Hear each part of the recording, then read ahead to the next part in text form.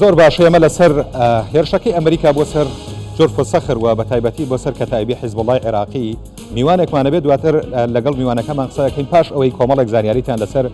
کەتایبی حیزبوڵای عێراقی لەم ڤیدیۆڵەدا ئەخینە بەرچاو. کەتایبی حیزبوڵای عێراقی لە ساڵی 2006ەوە دامەزراوە، ئامینداری گشتی ئەحمەد موحسین فەرج ئەلحەمێداویە. هەروەها پێک هاتووە، ینی پێکهاتەکانی کەتایبی حیزبوڵای عێراقی لەمانە پێک هاتووە، کەتایبی لیوای ئەبوو فەزڵی عەباس، کەتایبی کەربەلا، کەتایبی سەجاد و کەتایبی زەید بن عەلی و کەتایبی عەلی ئەکبەر. کەتایبی حیزبوڵای عێراقی 7000 چەکداری هەیە. لە ساڵی 2009 لەلایەن ئەمریکاوە خراوەتە لیستی تیرۆرەوە بەهۆی ئەو هێرشە بەرفراوانەی کە زیاتر ئەیکردە سەر هێزەکانی ئەمریکا لە عێراقە بەدەیان هێرش مەزەندە ئەکرێت. دەرکردنی ئامانجەکانی ئەم کەتایبە چییە؟ دەرکردنی هێزە بیانیەکان لە عێراق و دامەزراندنی کۆماری ئیسلامی لە عێراق، پاراستنی مەزارگەی سەیدە زەینەب لە سووریا. ئەمە لە ئامانجەکانی بوو. دامەزراوەکانی کەتایبی حەزبوڵڵا پێک هاتووە لە دەستەی مزگەوت و حوسەینیەکان، دەستگای هەدەف، دەستگای زەینەبیات، دامەزراوەی ئەکادیمی نۆخبە، دامەزراوەی دامەزراندنی چەکدار و پرۆژە ئابوووریەکان. کەتایبی حیزبوڵڵای عێراقی یەکەم گورزی لەلایەن ئەمریکاوە لە ساڵی 2019 لە ئەنبار و سنووری سووریا پێکەوتووە کە 55 کوژراویان هەبووە لەگەڵ 25 بریندار. کۆتا گورزیان لە 2024 لە قایم جۆرف سەخر کە بەرەبەیانی ئەمڕۆ ئەنجام درا، 2 کوژرا و تا ئێستا 1 بریندار، ئەوەی دیارە. بێگومان ئەم شەڕە کاریگەری لەسەر ناوچەکە بە شێوەیەکی گشتی هەبووە. کۆمەڵە لێدوانمان بینی ئەمە پێش نمایشکردنی ئەم زانیاریانە کە لەلایەن بەرپرسانی عێراقیەوە. من میوانێکم لەگەڵە بێت کارۆخ خۆشنا و شرۆڤەکاری سیاسی هەروە شارەزا لە کاروباری ئەمریکا، کاک کارۆخ بەخێر بیت بۆ ستۆدیۆی کوردستان 24. ئەگەر پێمان بڵیت دەرەنجامی چی بوو ئەم هێرشەی ئەمریکا بۆ سەر گروپی یان کەتایبی حیزبوڵڵای عێراقی لە جۆرف سەخر وەکو بینی؟ بڵێ کاک عەمەر، دیارە ئەم گروپانە لە یاسا دەرچوون و فەرماندەی هێز چەکدارەکانی عێراق کە محەممەد شەیع سوودانیە نەیتوانی وە کۆنتترۆلیان بکە و چەندین جارە ئەمە بڵین کەتایبی حیزبوڵڵا و گروپەکانی تر کە هێرش دەکەنە سەر بنکە سەربازیەکانی ئەمریکا و ئەمریکاش پێشتر ڕایگەیان کەەوە ئەگەر حکوومەتی عێراق نەتوانێ ئەم گروپانە کۆنتترۆل بکە و ئاسایش و ئەمنی کونسڵخانە و پێگە سەربازیەکانی ئەمریکا دەستەبەر بکە، ئەوە ئەمریکا خۆی دێتە سەر خەد و خۆی ئەم کارە دەکات. بۆیە بیستی ئەم مانگە ئەم گروپی حیزبوڵڵا هێرشێکی موشەچیان کردە سەر بنکەی عین الئەسەد لە ئەنبار و برینداری لێکەوتەوە و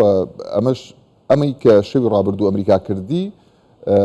ئەمە کاردانەوەی ئەمریکایە و بە ئاشکرا دەڵێ ئێمە ئامادەین و جۆ بایدن کە فەرماندەی گشتی هێزە چەکدارەکانی ئەمریکایە فەرمانی بە لوید ئۆستن کە وەزیری بەرگری ئەمریکا کردووە کە بە هەموو شێوەیەک کاردانەوەی تون بنوێنن بەرامبەر ئەو گروپە لە یاسا دەرچوانی کەەوە هێرش دەکەن سەر بنکانی ئەمریکا. زۆر باشە. یەکسەر بەرپرسانی عێراقیات نەسەر خەت و بە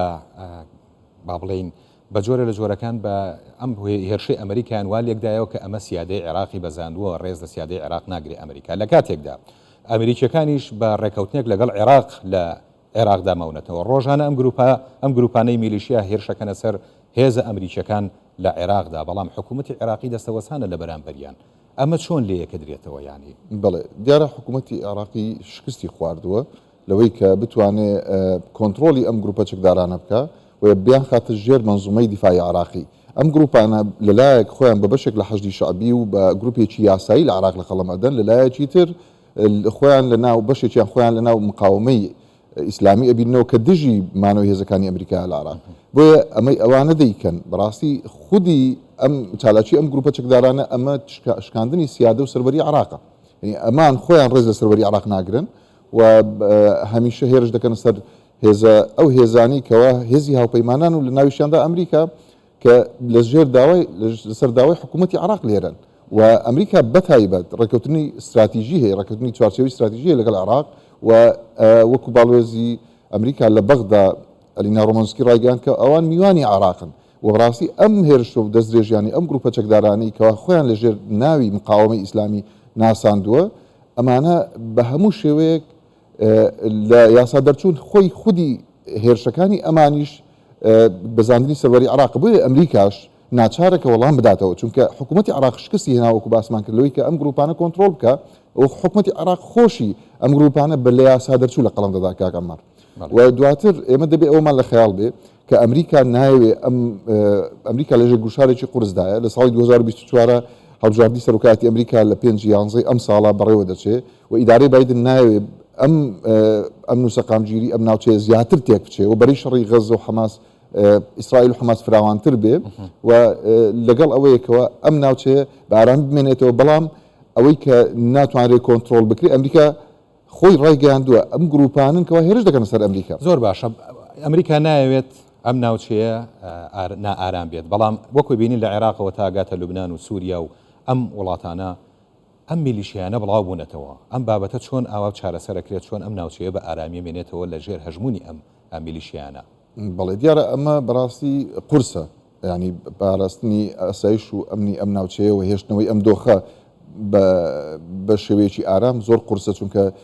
ئەم گروپانە بە هیچ شێوەیە کۆنتترۆل ناکرێن و ئەم گروپانە بەڕاستی ینی پاڵپشتێکی گەورەیان هەیە کە کۆماری ئیسلامی ئێرانە و بە ئاشکرا چەک و تەقەمەنی و هەروەها ڕاوێژیان دەداتێ و هەروەها هاوکاری هەواڵگریان دەکا و هەتا تەدریبیشیان پێدەکا بەم گروپانە بۆیە ئەم گروپانە زۆر قورسە وا بە ئاسانی دەستەمە بکرێن یان لە قاڵب بدرێن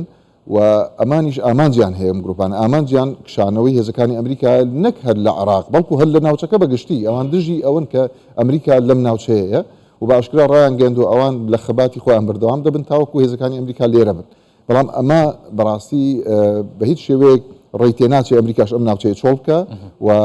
چونکە باڵەدەستی ئەم گروپانە مەترسی هەیە لەسەر بەرژەوەندەکانی ئەمریکا یەکەم دنیا مەترسی هەیە لەسەر ئاسایشی قەومی ئەمریکا ئاسایشی نیشتیمانی ئەمریکا کە ئەمریکا بۆیە لێرەیە بۆ ئەوی بتوانێت سەقامگیری بەرقرار بکە و ئەم گروپانە زوو یان درەنگ ئەمریکا و ئیسرائیل لە دوای تەوابوونی بڵین شەڕی ئیسرائیل حەماس و لە پولپۆخستن و لە ڕێگوڕیشە دەرهێنانی حەماس سڕی ئەم گروپانەش دێ بۆیە ئەمان ئێستا لە پەلەقاژن نانەوێ بەر لەوەی کە شەڕی ئیسرائیل و حەماس تەواو بێ سڕەکە بگاتە ئەوان یان نۆبەکە بگاتە ئەوان بۆیە لە ئێستادا ئەم هێرشانە ئەنجام دەن بەرامبەر بە بنکانی ئەمریکا باش ئەم گروپانە هەندێکیان بەشێکن لە مەنزومەی جێیشی عێراقی بە فەرمی تا چەند پێت وایە کۆنتترۆڵی جێیشی عێراقییان کردووە یان لە دەرەوەی دەسەڵاتەکانی ئەوان ئەمان لە هەموو شوێنەکە هەن و کاریگەریان هەیە ئەوەی ڕاستی بێ ئەم گروپانە بەر لەوەی مەترسی بن لە ئاسایش لەسەر ئاسایشی ئەمریکا و هێزەکانی ئەمریکا مەترسین لەسەر خودی ئاسایشی عراق چونکە وەکو خۆت ئاماژەت پێکرد ئەم گروپانە باڵادەستن لە زۆربەی ئەو شوێنانەی کەوا لەژێر تایتڵی سوپای عراقا هەن بەڵام خۆیان جبەخانەی خۆیان هەیە بڵین بارەگای گەورەی تەدریبیان هەیە و هەروەها مەخازنی درۆنیان هەیە موشەکی تایبەتیان هەیە و خۆشیان هەندێک شت لەم بابەتانە دروست دەکەن ینی خۆیان بودجەیەکی زەبەلاحیان هەیە جگەلەوەی کە لەولا هاوکاریە کرێن لەلایەن کۆماری ئیسلامی ئێران لە عراقیشە بودجەیەکی تایبەتیان بۆ دانراوە ئەمەی گروپی حەشدی شعبی ئەمان سوود لە بودجەی حەشدی شعبی شەبینن بۆیە بەڕاستی کۆنتترۆلکردنی ئەم گروپانە زۆر قورسە و کۆنتترۆل ئەوان خۆیان توانیویانە هەم جوگرافیان بەدەست بێ و هەمیش سوپای عراق بەشێکی زۆری سوپای عراق بتوان بخەنە ژێر کەفی خۆیان و ئێستا نەک تەنها ینی هێزەکانی ئەمریکا هەندێک جار هێزەکانی عراقیش بوونەتە قوربانی لە ژێردەستی ئەم گروپانەی کە ناویان لەخوان ناوبەری مقاومە لە داهاتوو ئەم گروپانە ئەگەر کۆنتترۆل نەکرێن چه زیانێ بە عێراق گەێنن یان کاریگەریان لە چوارچێوەی عێراقا چییە بێت ئامانجەکانی کە تایبی حیزبوڵامان لێرە بینی کە کۆمەڵێشتی غەریب واجبی هەیە بەڕاستی ئەم گروپانە ئەگەر کۆنتترۆل نەکرێن عراق بەرەو تونێلێکی تاریک دەبن عراق بەرەو ناسەقامگیری دەبن و هەندێک جار ئەم گروپانە ئەمەندە ڕادیکاڵ و توندڕەون